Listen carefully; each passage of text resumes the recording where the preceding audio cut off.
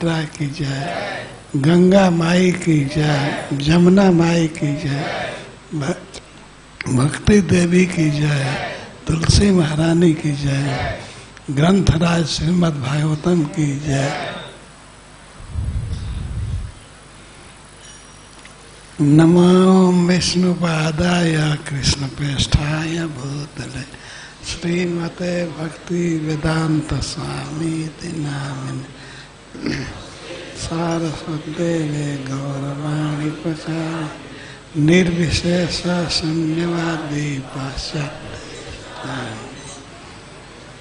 नमो महावदान्याय कृष्ण प्रेम प्रदाय कृष्णाय कृष्ण चैतन्य नाम्ने गौरतिशेन श्री चैतन्य मनोभीष्टं स्थापितं भूतले स्वयं रूपः कदा ददाति स्वपदानि। वाञ्छाकल्पतरुभ्यश्च कृपा सिन्धुभ्यैव पतितानां पावनेभ्यो वैष्णवेभ्यो नमो। वैष्णव महाराज आ गए हैं ना, तो उनसे आग्रह कीजिएगा। हरे कृष्णा। महाराज से आग्रह कीजिएगा कि देखो कुछ कहें। हरे कृष्णा।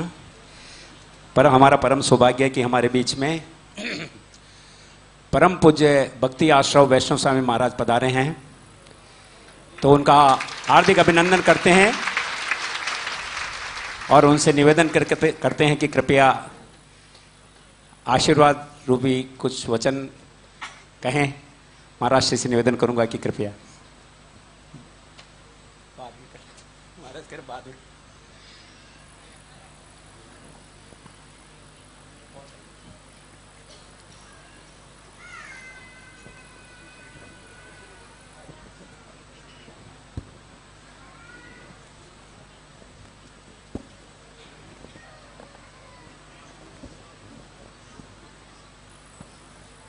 हरे कृष्ण।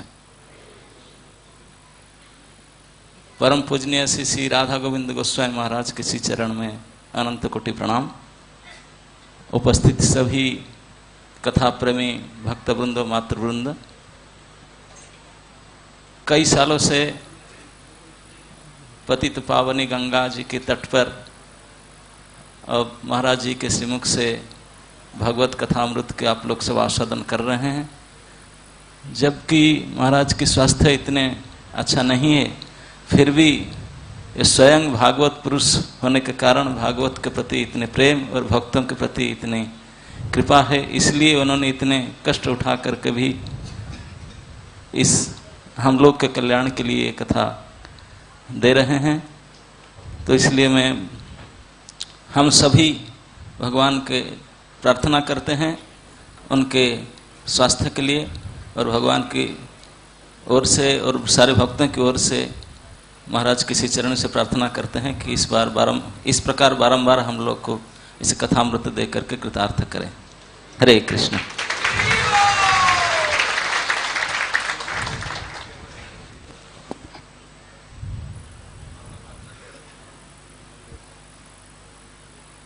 आवृत्ति हो गई 9-12।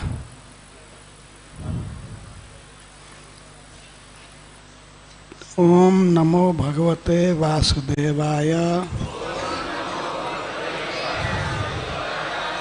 ओम नमो भगवते वासुदेवाय। त्यक्त्वा यष्टिं सुतं भीतं विज्ञायार्भकवत्सला ये सकिल तं बद्धुम् दामना अतद्वीर्य को विदा।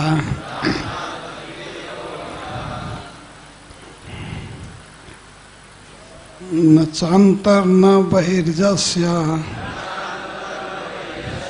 न पूर्वम नापि च परम। पूर्वा परम बहिष्चांतर जगतो यो जगच्चयः त्यक्त्वा यष्टिं सुतं भीतं विज्ञायार्भकवत्सला ये सकिलतं बद्धुं दाम्ना अतद्वीर्यको विदा।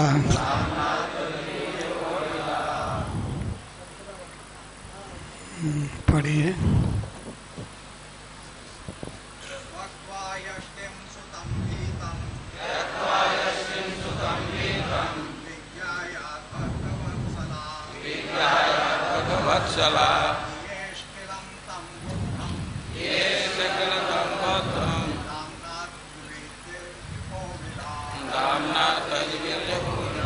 न चान्तर्न बहिर्यस्य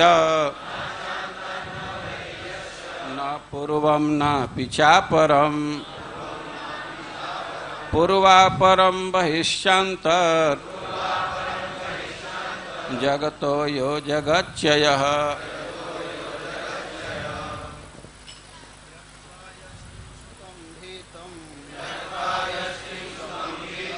विज्ञायार्भकवत्सला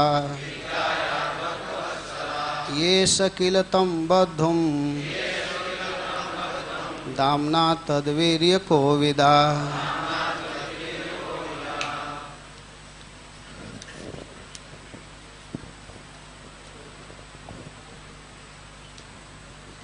न चान्तर न बहिर्यस्य न पूर्वं नापि चापरं पूर्वापरं बहिश्चान्तर जगतो यो जगश्चयः।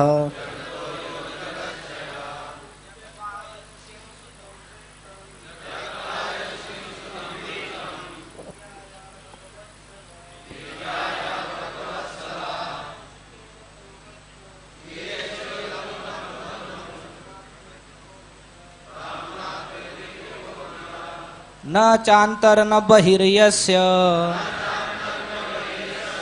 न पूर्वं नापि चापरं पूर्वापरं बहिश्चान्तर जगतो यो जगच्चयः।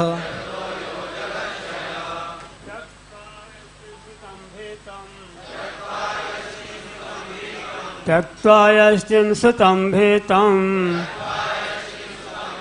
विज्ञायार्भकवत्सला ये सकिलतं तब बन्धु दाम्ना तद्वीर्यको विदा।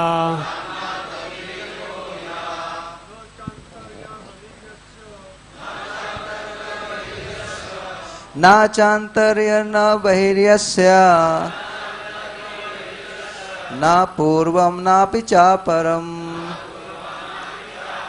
पूर्वापरं बहिश्चान्तर जगतो या जगच्चयः। त्यक्त्वा यष्टिं सुतं भीतं विज्ञायार्भकवत्सला ये सकिलतं बद्धुं दाम्ना तद्वीर्यको विदा। न चान्तर न बहिर्यस्य न पूर्वं न अपि चापरं पूर्वापरं बहिरन्तः जगतो यो जगतां यः जगता च। त्यक्त्वा यष्टिं सुतं भीतं विज्ञायार्भकवत्सला एष किल तं बद्धुं दाम्ना तद्वीर्यको विदा। न चातर न बहिर्यस्य न पूर्वं नापि चापरं पूर्वापरं बहिश्चान्तः जगतो यो जगच्चयः। त्यक्त्वा फेंकते हुए यष्टिम अपने हाथ की छड़ी सोटी को सुतम पुत्र को भीतम अपने पुत्र के भय पर विचार करते हुए विज्ञाय समझते हुए अर्भक वत्सला कृष्ण की स्नेहमयी माता ने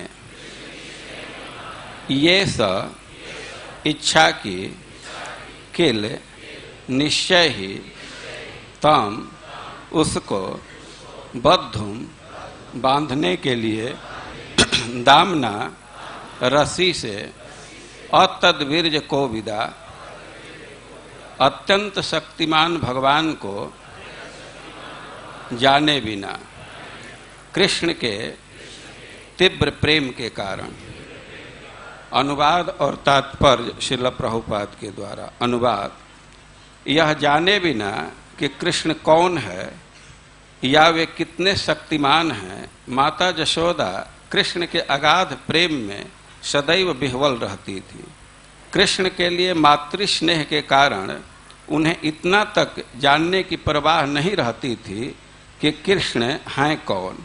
अतएव जब उन्होंने देखा कि उनका पुत्र अत्यधिक डर गया है तो अपने हाथ के छड़ी फेंककर उन्होंने उसे बांधना चाहा, जिससे और आगे उदंडता न कर सके।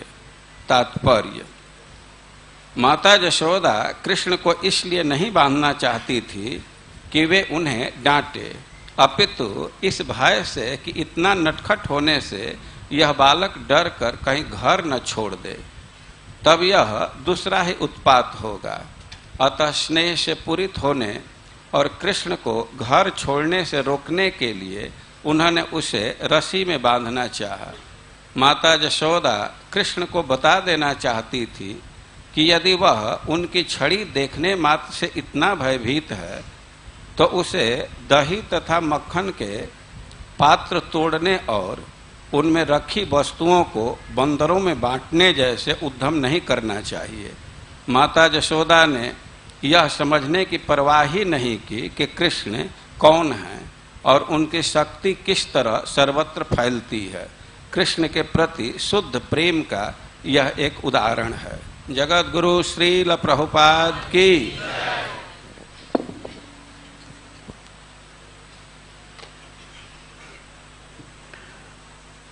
जब माँ यशोदा ने कृष्ण को पकड़ लिया तब वे बहुत रो रहे थे, फपक कर रो रहे थे। स्नेहमयी माँ यशोदा वो इतना रोना देख नहीं सकती थी बच्चे का।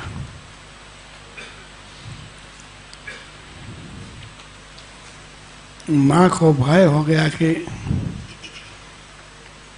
बच्चे का कोई अंग शरीर में खराब हो जाएगा रोने से। रोते रोते कहीं हार्ट अटैक कर गया या कुछ हो गया, ये ज़्यादा रो रहा है।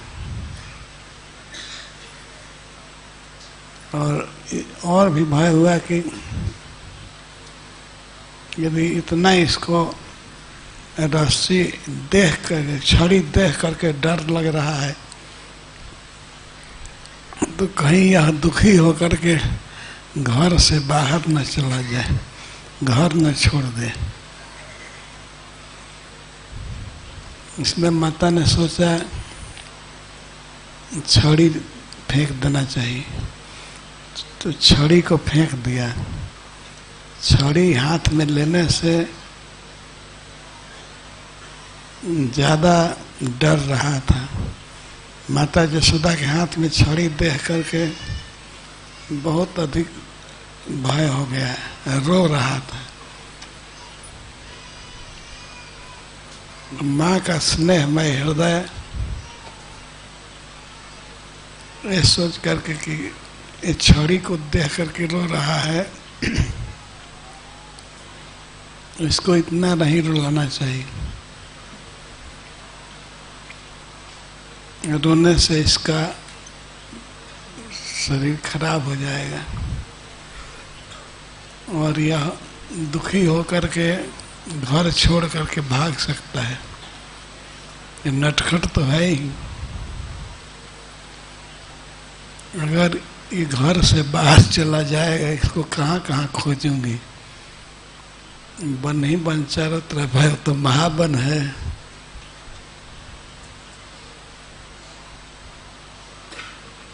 एक नया उपद्रव खड़ा हो जाएगा। इसलिए माता यशोदा छड़ी तो फेंक दी और दूसरा काम करने लगी। ये सब मतलब प्रयास करने लगी।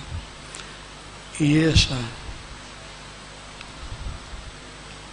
किलतम बद्धुम, तब अपने बच्चे को, कृष्ण को बांध करके रखना चाहते थे।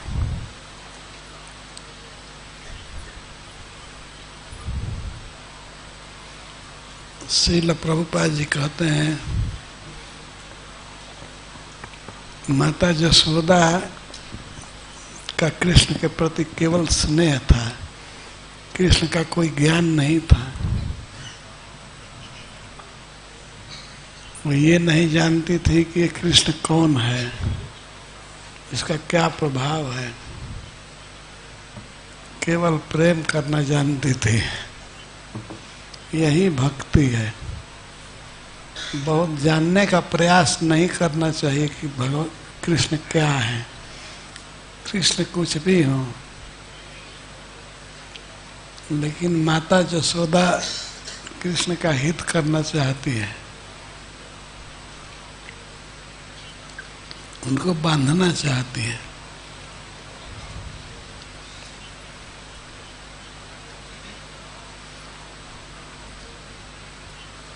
यही भक्ति है। भगवान का ज्ञान हो चाहे ना हो, भगवान से प्रेम करना चाहिए। भगवान कौन है, कितना ऐश्वर्य है उनका, कितना प्रभाव है, इसको जानने की कोई जरूरत नहीं है।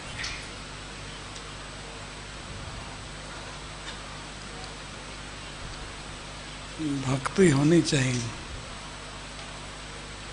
जैसे मैं कल कहा था, भगवान की सेवा का अभ्यास करना चाहिए प्रतिदिन।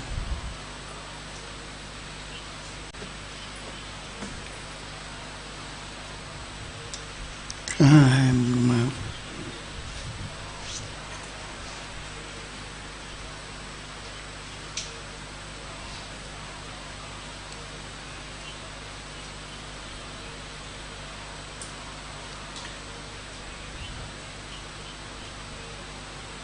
माता यशोदा कभी भी कृष्ण के ऐश्वर्य को जानने की कोशिश नहीं की।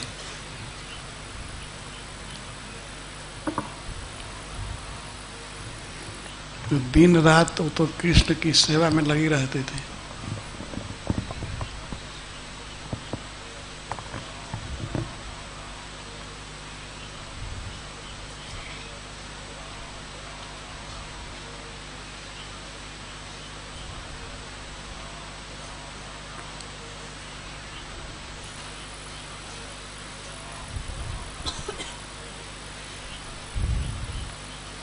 सुखदेव गोस्वामी कहते हैं, अतद वीर्य को विदा। भगवान के वीर्य को, प्रभाव को और नहीं जानती थी। क्या वीर्य है?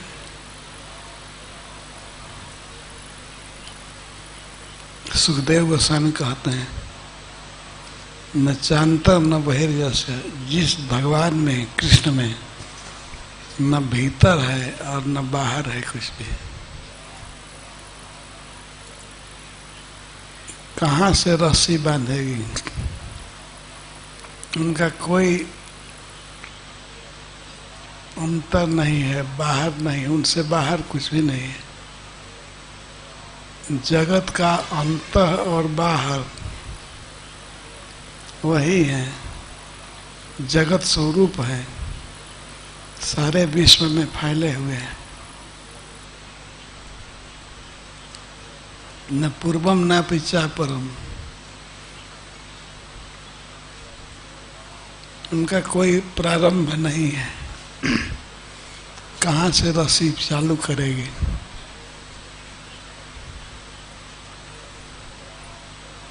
इसको कहते हैं ओर छोर नहीं है। उनका कोई आदि अंत नहीं है। किसी रस्सी को चालू करने के लिए जगह चाहिए ना, कहाँ से बांधना चालू करेगी।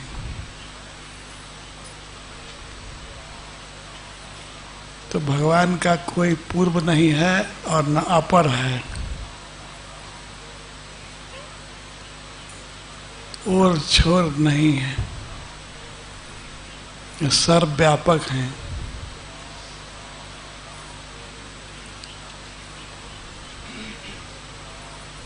फिर भी ऐसे भगवान को पुत्र मान करके वह गोपी हठ पूर्वक बांध दी।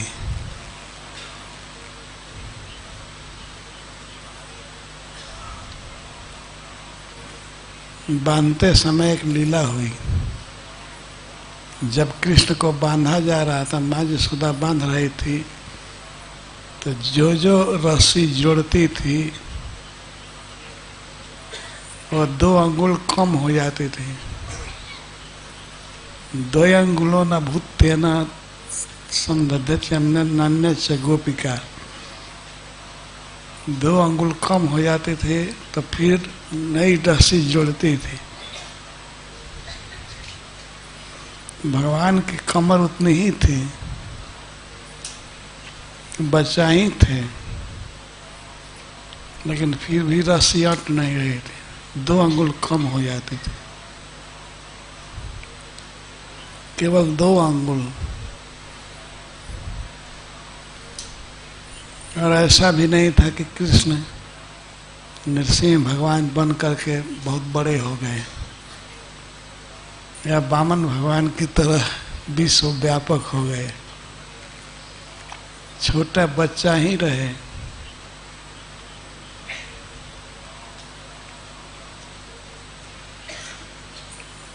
पर उन्होंने अपना ऐश्वर्य दिखा दिया, बंध नहीं रहे थे। जब भगवान को बांधा जा रहा था तो भगवान के स्वरूपभूत शक्तियां उनको बंधने नहीं दे रहे थे। भगवान में बहुत शक्ति है, तो उनकी विभुता शक्ति, सर्वव्यापकता शक्ति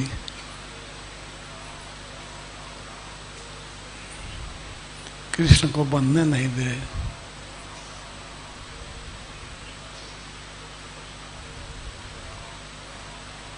सब शक्तियां भगवान की ओर से लपट गई कि हम नहीं बंधने देंगे। जो सर्वव्यापक है सारे जगत में, अब तो वो कैसे बांधा जाएगा।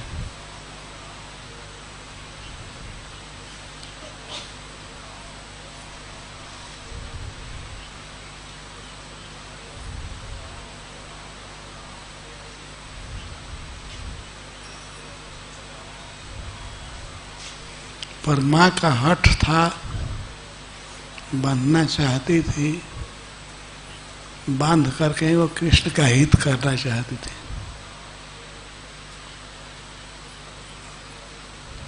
भगवान की सब शक्ति एक तरफ और एक शक्ति अकेले सबको हरा देती है, वो है कृपा शक्ति।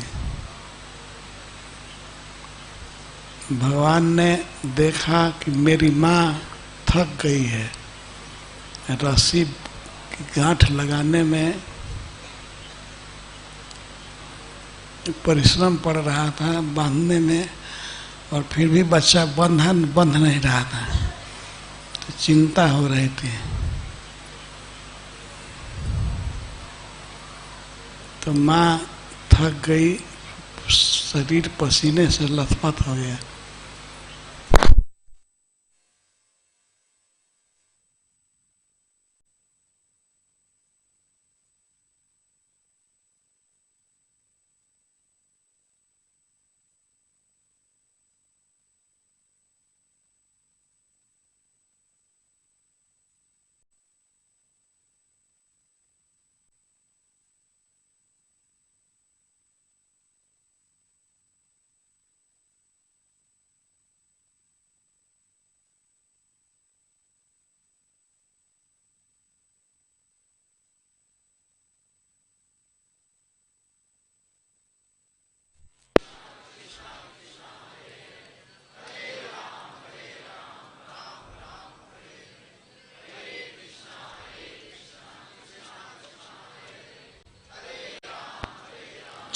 हरे कृष्णा हरे कृष्णा। हरे बोल। हरे कृष्णा। भगवान की स्वरूप शक्तियाँ बंधने नहीं दे रही थी और माता का हठ था कि मैं इसको बांध कर रहूंगी। तो बार बार रस्सी जोड़ने से, गांठ लगाने से परिश्रम पड़ रहा था, शरीर थक गया, बार बार पसीना पोंछती थी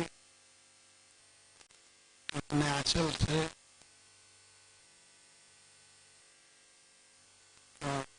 लगभग गिर जाने की स्थिति। अब यशोदा खड़ा नहीं रहेगी, लगता था गिर जाएगी। उसका हट था कि मैं बच्चे को बांधूंगी, लेकिन बच्चा बंध नहीं रहा था। अपने माँ का परिश्रम देखा भगवान ने,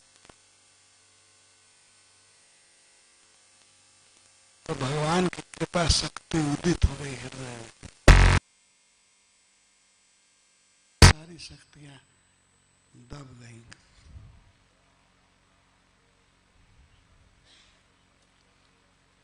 दो चीज की कमी हो रही थी इस दामोदर लीला में। ये तो माँ का परिश्रम पूरा नहीं हुआ, तो पूरी थकी नहीं थी, और इस कारण से कृष्ण में दया नहीं आई। भक्त के परिश्रम को देख करके ही भगवान कृपा करते हैं।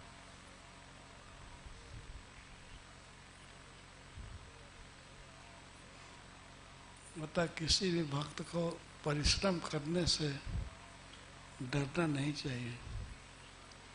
परिश्रम का फल आएगा। कि कृष्ण के घर में देर है, अंधेर नहीं है। जब भगवान ने ध्यान से देखा कि मेरी माँ थक गई है, बेचारी में खड़ा होने की शक्ति नहीं है, वे गिर जाएगी, तब कृपा उनमें उदित हुई। और कृपा हृदय में उदित हुई तो सारी शक्तियां दब गई और वे बंधन स्वीकार किए।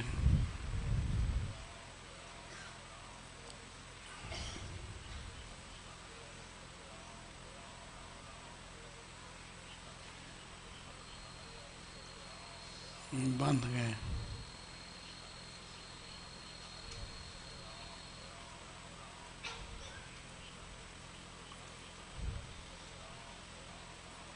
एक बार मैं पहाड़ में गया था प्रीचिंग करने। कृष्ण का प्रचार करते हुए हम लोग घूम रहे थे। एक गांव में ठहरे, गांव वालों ने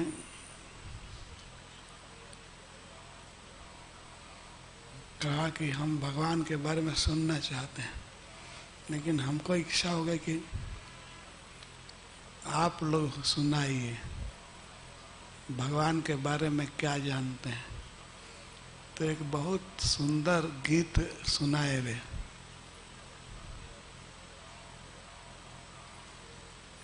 उसका एक लाइन केवल याद है। जसोदा बांधे चलली कृष्ण के उखरिया में, माया के रसरिया में न। जसोदा कृष्ण को उखल से बांधना चाहते थे। यही इसी लीला को गाए। बड़ा सुंदर गान था।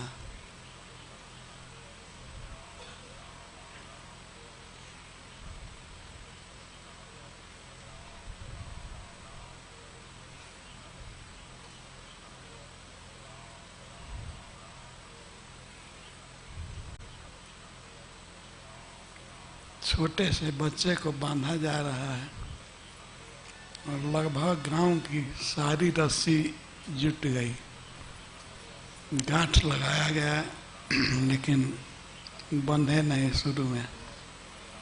अंत में कृष्ण हार गए जब भक्त से होड़ लग गई, यशोदा का आग्रह था कि मैं बांध करके रहूंगी, और कृष्ण का ये विचार था कि मैं नहीं बंधूंगा।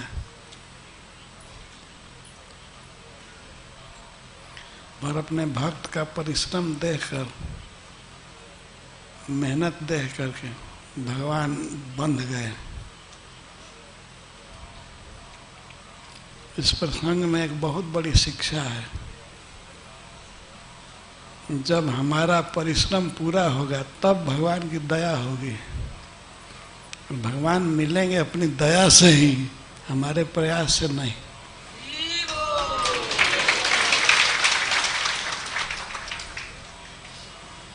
लेकिन हम में जितनी शक्ति है उतना तो करना चाहिए।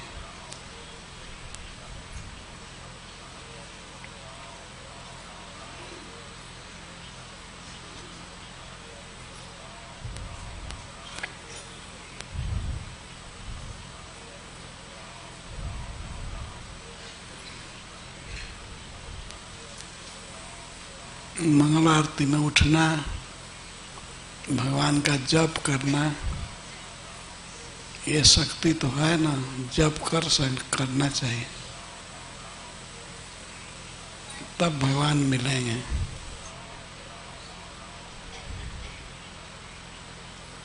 किस दिन मिलेंगे?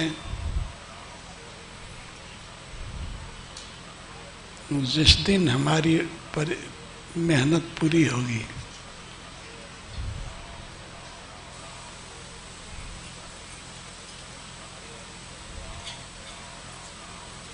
जब करते करते जब बोला नहीं जाएगा, थक जाएगी जीव, तो भगवान मिल जाएंगे। भगवान तो हैं ही सब जगह, वो मिल जाएंगे। क्या मिले हुए हैं, केवल हमारे भाव की अपेक्षा करते हैं, और भाव से प्रेम में परिश्रम।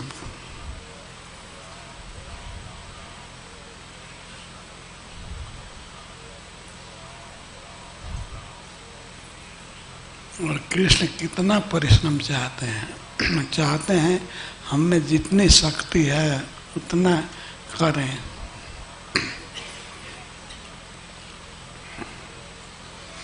जप करने की शक्ति है, पाठ करने की शक्ति है, भागवत पढ़ने की, तो पढ़ें,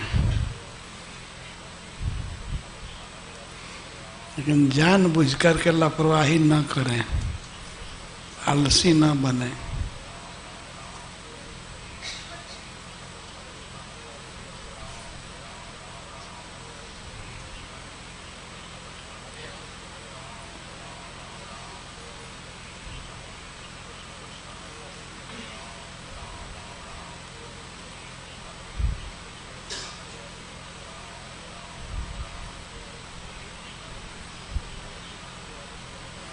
इस प्रसंग में बताया गया कि यशोदा बांधना चाहती थी और कृष्ण बंधना नहीं चाहते थे। अंत में भगवान हार गए अपने भक्त के परिश्रम से, थक पिघल गए।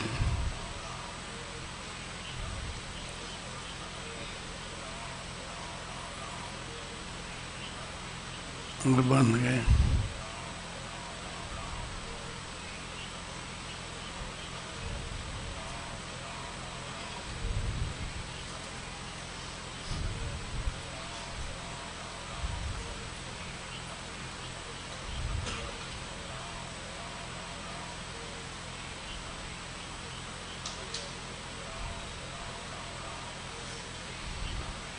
भक्ति में भगवान हमारा परिश्रम देखना चाहते हैं।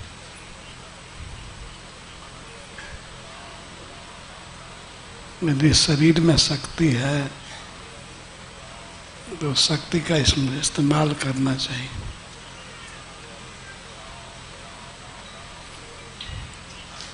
जब तक आंख की शक्ति है तब तक भागवत पढ़ते रहना चाहिए। जब तक श्रवण शक्ति है, तब तक सुनना चाहिए। मन में यदि सोचने की शक्ति है, मन में स्मरण करना चाहिए। वे सब शक्तियां एक दिन रहेंगी नहीं, शरीर की शक्ति क्षीण होती रहती है। एक दिन काम जवाब दे देगा, एक दिन जीभ बोलने में असमर्थ हो जाएगी। लेकिन जब तक बोलने की शक्ति है तब तक तो बोलना चाहिए।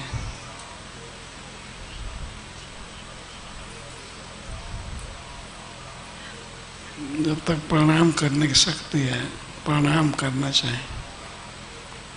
एक दिन ऐसा समय आएगा कि प्रणाम करने की शक्ति भी नहीं रहेगी। घुटने से खड़ा नहीं हो पाएंगे, फिर प्रणाम क्या करेंगे।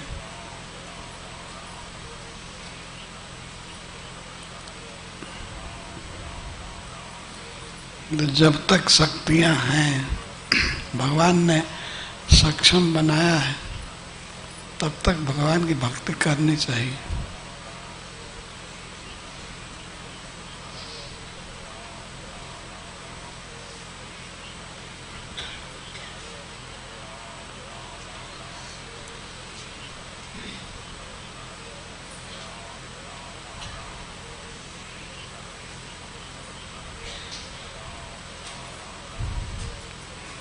एक दिन समय आएगा चाहते हुए भी भगवान का नाम नहीं बोल पाएंगे।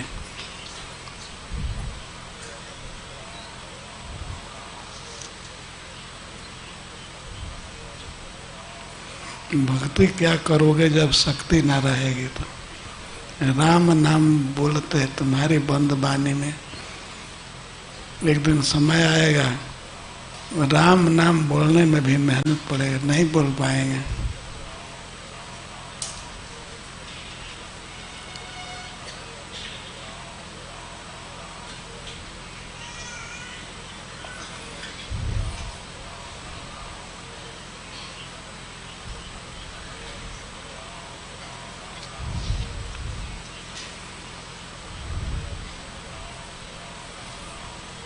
अतः युवकों को, बच्चों को उत्साह से लगना चाहिए।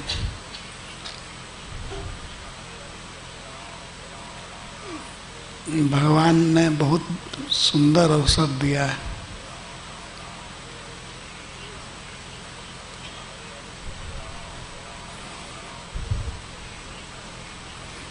केवल भगवान का नाम बोलने से काम चल जाएगा और अधिक करने की जरूरत नहीं।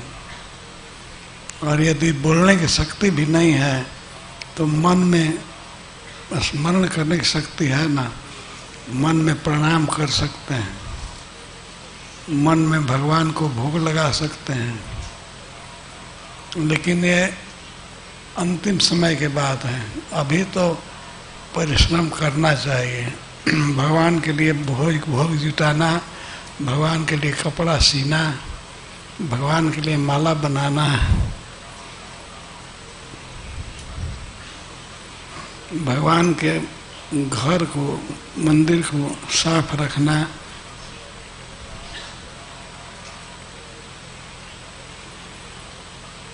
ये कर सकते हैं। भगवान चाहते हैं हम अपने मिली हुई शक्ति का उपयोग करें। जब शक्तियां नहीं रहेंगी तब क्या करेंगे। अतः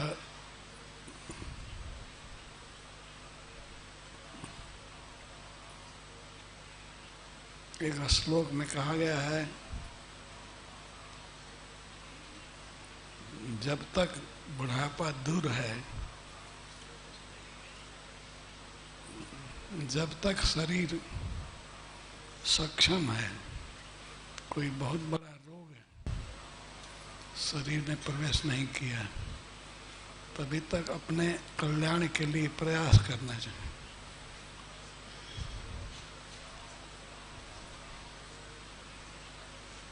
अन्यथा जब घर में आग लग जाएगी तब उस समय कुआं खोदना चाहेंगे तो उस कुआं से क्या लाभ होगा? घर में आग लगी तब कुआं खोद रहे हैं,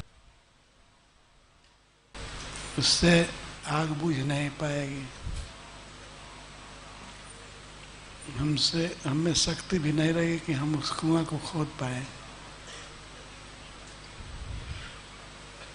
अतः भजन करिए भगवान का जवानी में। सबसे सुंदर समय है बच्चा या जवान। युवक शरीर में भजन करना चाहिए।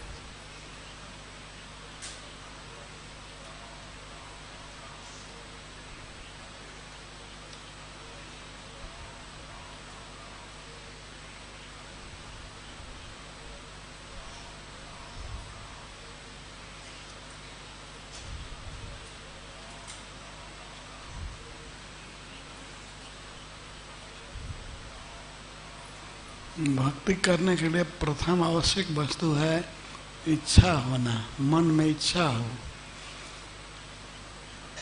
इच्छा होनी चाहिए कि हम भगवान की भक्ति करेंगे। इच्छा होने पर भगवान सहायता करते हैं। इच्छा के बाद फिर श्रद्धा होती है, रुचि होती है।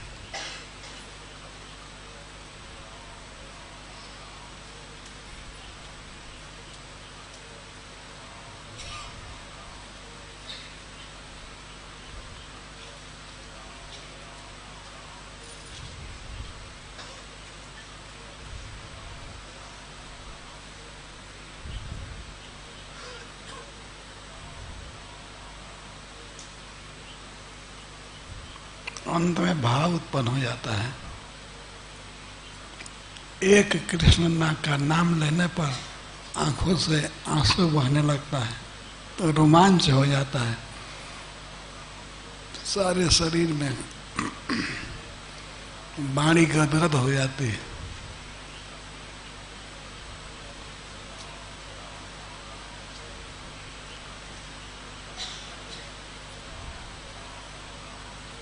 भगवान चैतन्य महाप्रभु कहते हैं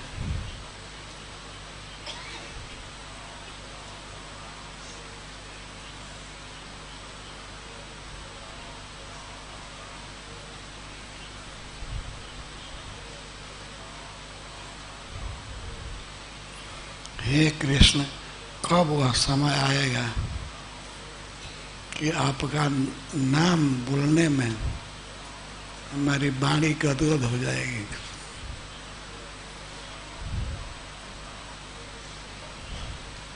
आंखों में आंसू बहेगा और सारे शरीर में पुलकावली छा जाएगी।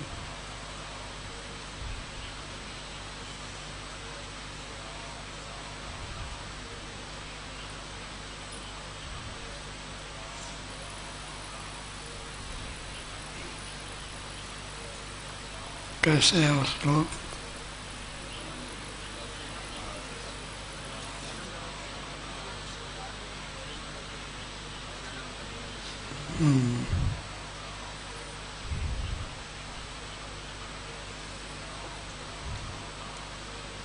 वो तो अंतिम अवस्था है, पर भगवान चैतन्य महाप्रभु ये शिक्षा देते हैं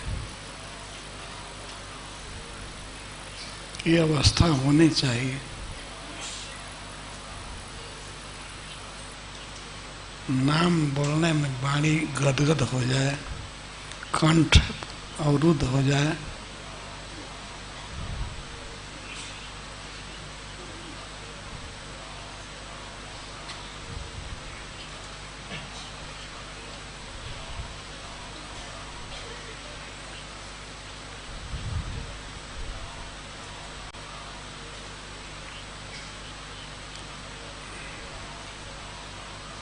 सारे शरीर पर रोम खड़ा हो जाए, रोमांच हो जाए, आंख में आंसू, वाणी गदगद,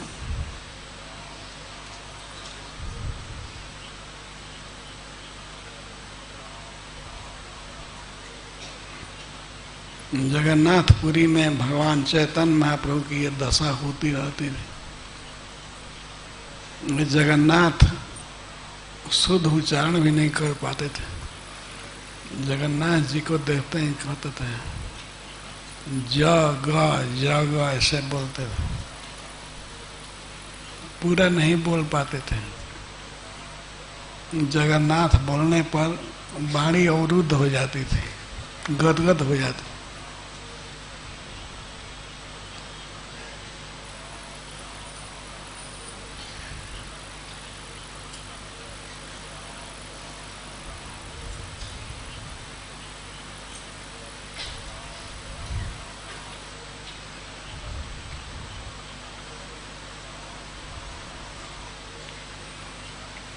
अष्ट सात्विक विकार सब देखे गए चैतन्य महाप्रभु के शरीर में।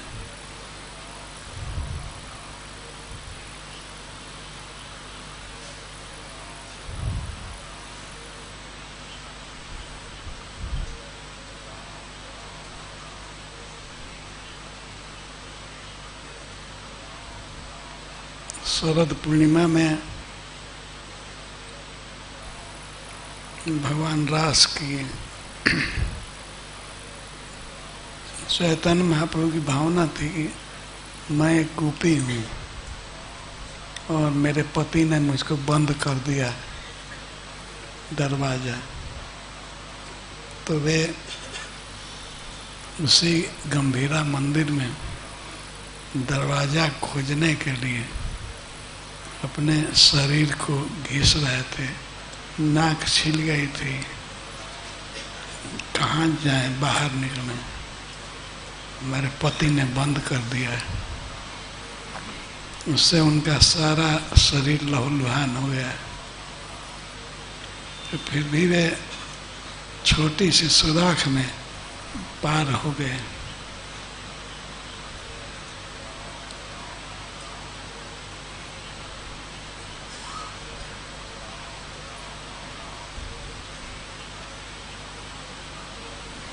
बिल्कुल छोटा सा सुराख था, उसमें चैतन्य महाप्रभु का उतना बड़ा शरीर बहुत छोटा बन करके पार हो गया। तो अष्ट सात्विक विकार की बात तो दूर है, वो इस प्रकार का प्रभाव देखा गया कृष्ण प्रेम में।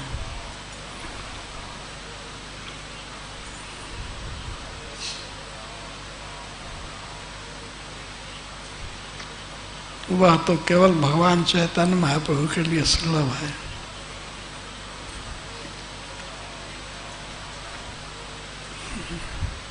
महाभाव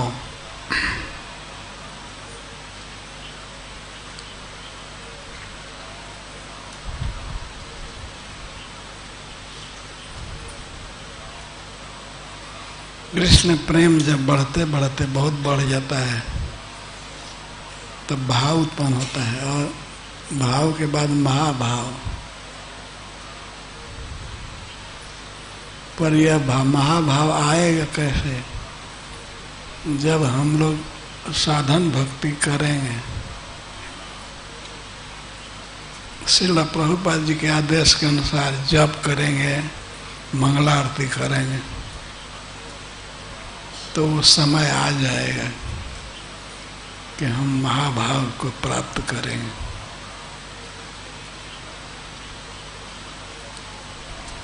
इसीलिए नियम के अनुसार जप करना चाहिए। हरे कृष्णा कृष्णा कृष्णा हरे हरे, हरे राम राम राम हरे हरे।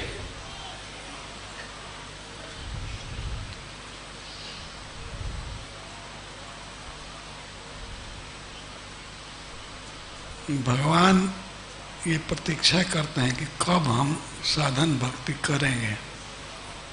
प्रेम देना तो उनके हाथ में है, दे देंगे भाव, प्रेम दे देंगे। भक्ति करना चाहिए, साधन भक्ति।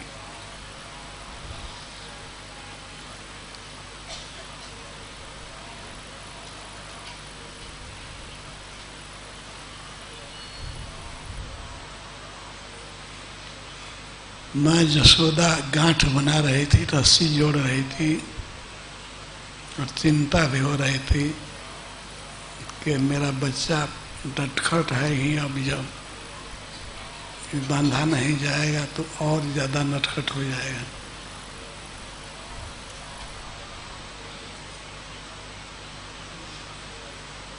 तो बहुत परिश्रम पड़ा है। इतना परिश्रम कि सारा शरीर पसीना से भर गया।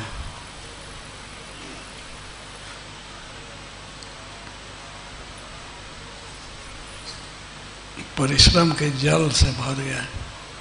जब अधिक परिश्रम हम लोग करते हैं तो शरीर में पसीना भर जाता है। तो माँ यशोदा का शरीर पसीने से भर गया।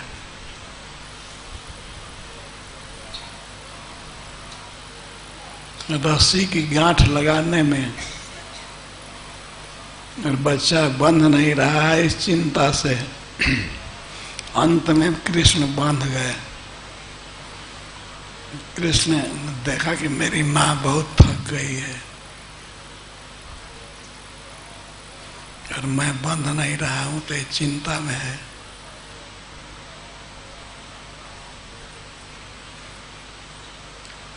भगवान का हृदय दया से भर आया, वे बंध गए, रस्सी पूरी हो गई।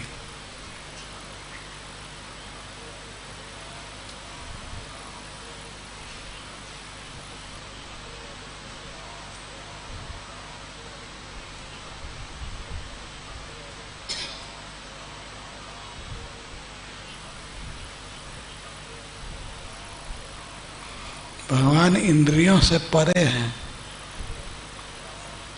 पर ऐसे भगवान को माँ यशोदा अपना पुत्र मानती थी।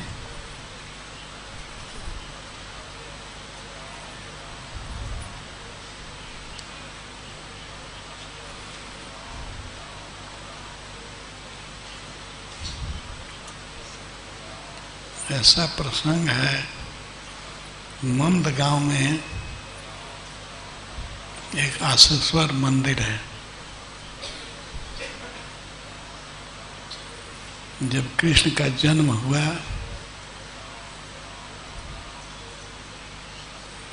तब भगवान शिव भी कृष्ण को बधाई देने के लिए, दर्शन करने के लिए आए।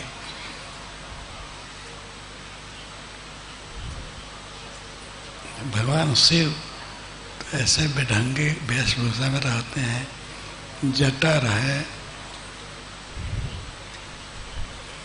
और शरीर में सब जगह सांप लगाए रहते हैं। तो जब वे दर्शन के लिए आए नंद भवन में, तब सखियों ने मना किया, नहीं तुम दर्शन नहीं करोगे, हमारा लाला डर जाएगा।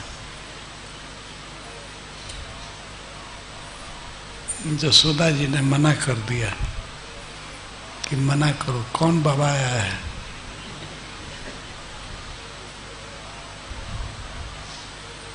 तो बता रहा है कि कैलाश से आया हूँ।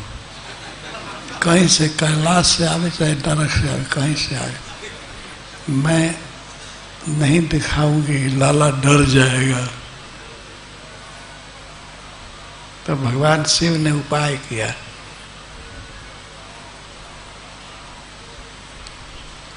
उन्होंने कहा कि माता जी, मुझे एक जड़ी मिली है, मैं जटा में रखा था, खो गया, पता नहीं कहाँ है जड़ी, लेकिन जड़ी का प्रभाव है कि जिस बच्चे को छुआ देता हूँ उसका सारा रोग बलाएं खत्म हो जाता है।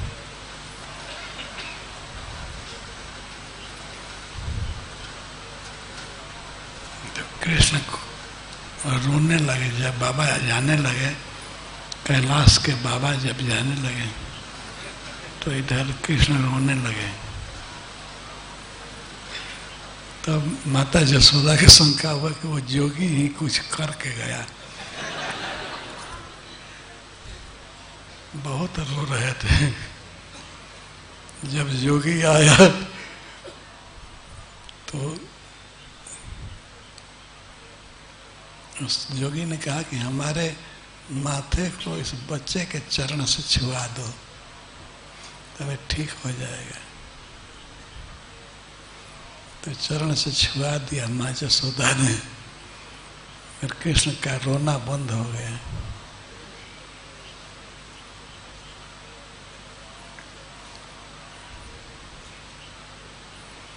इस तरह से भगवान दर्शन करने आए। शिव जी कृष्ण का दर्शन करके चले गए। आज भी रहते हैं नंदगांव में। वो नंदगांव की सीमा में ही है आशेश्वर महादेव।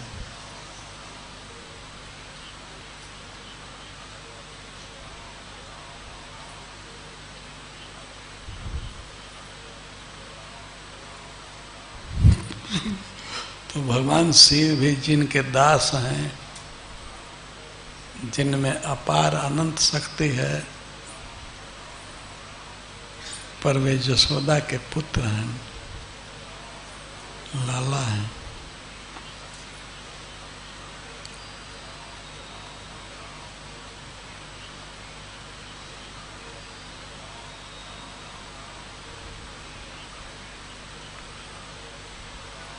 आए हैं ना भक्त नंदगांव से, बोलते हैं नंद लाला की जय।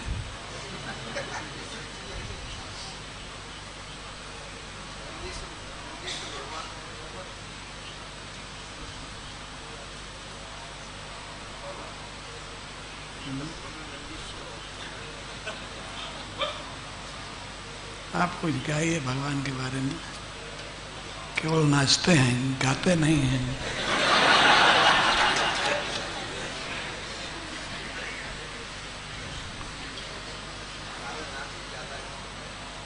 गाइए गाइए गाइए और नाचिए भी।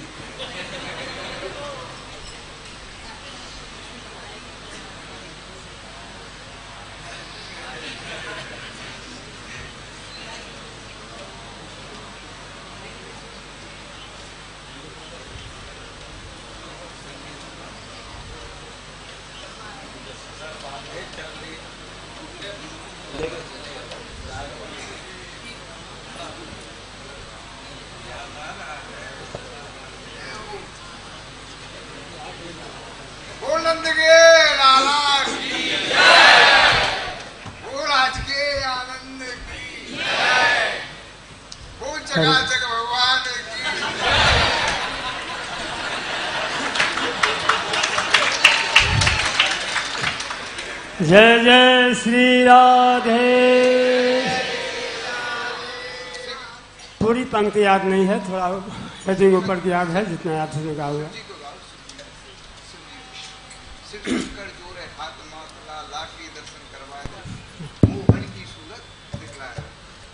जसुदा बांधे रे चलली कृष्ण जी के वो खरिया में, घर की रसरिया में ना। जसुदा बांधे चलली कृष्ण जी के वो खरिया में, घर की रसरिया में ना।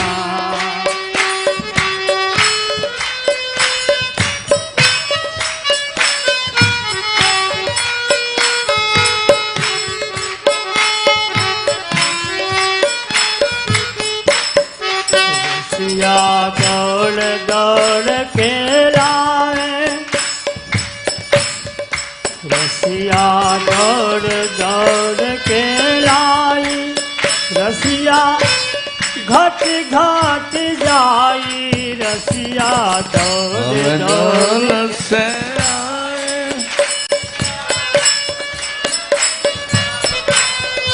रसिया तत नहीं खे मुट्ठी भर कमरिया में, घर की रसरिया में ना। यशोदा बांधे चलली कान्हा जी के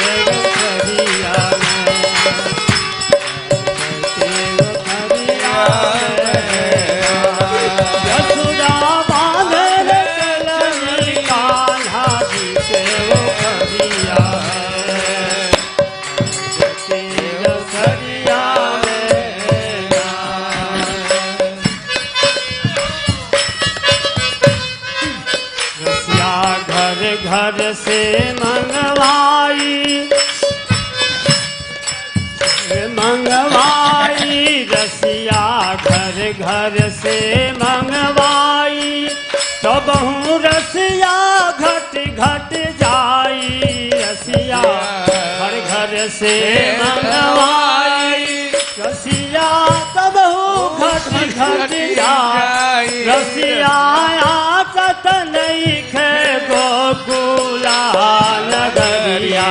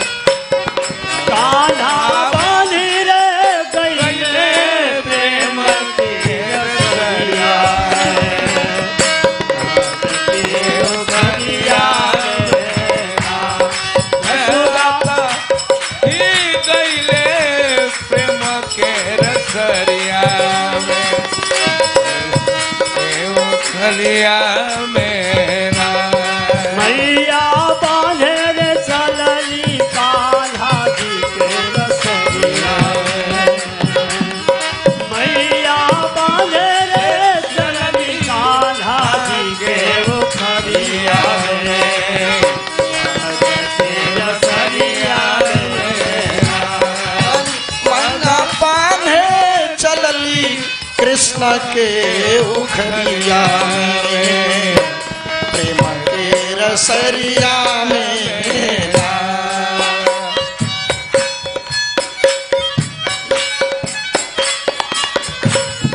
यशोदा बांधे रे चलली कान्हा जी के उखरिया में, प्रेम के रसरिया में, यशोदा बांधे चलली कृष्ण के उखरिया में, प्रेम के रसरिया में ना, बांधे चलली कृष्ण जी के जय हो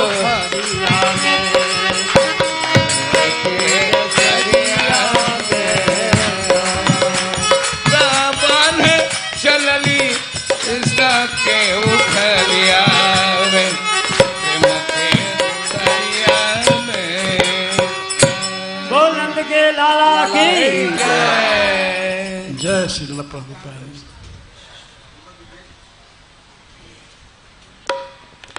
हरे कृष्णा।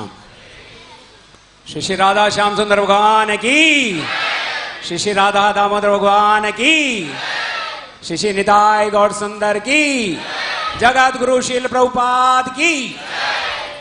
जब भी आप यहाँ पधारे हैं ठाकुर जी के दर्शन जरूर कीजिए। कई जगह से ठाकुर जी यहाँ पधारे हैं, जिसमें श्री राधा श्याम सुंदर जी महाराज जी के विग्रह, महाराज जी द्वारा सेवित विग्रह हैं।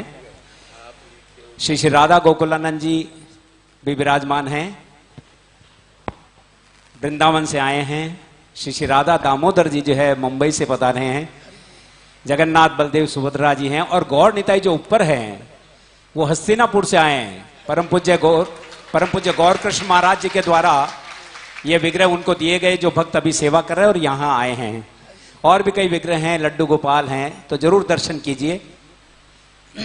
तो बड़ी सुंदर सेवा, और सवेरे से मंगला आरती, सवेरे 4:30 बजे रोज मंगला आरती है। जो भक्त अभी बाद में आए अगर उनको नहीं पता तो उनके लिए सूचना के लिए बता रहा हूँ। प्रतिदिन यहाँ सवेरे 4:30 बजे मंगला आरती है, तो आप उसमें जरूर पधारें। 7:15 बजे दर्शन आरती, उसके बाद में गुरु पूजा, उसके बाद में बाल भोग प्रसाद, फिर तुरंत कथा हॉल में यहाँ पर आपको पहुंचना है। सत्संग का लाभ लें।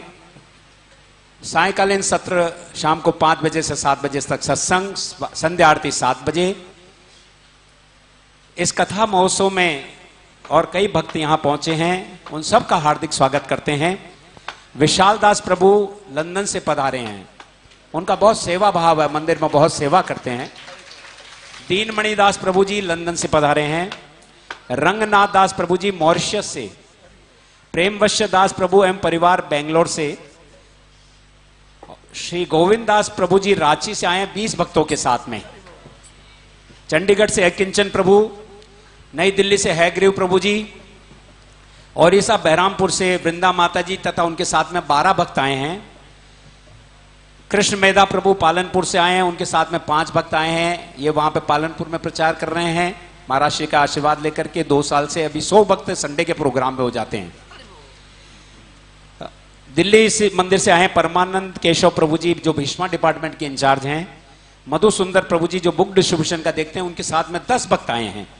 दोहा कतार से दोहा कतार के टेम्पल प्रेसिडेंट विजय माधव प्रभु जी तथा उनका परिवार।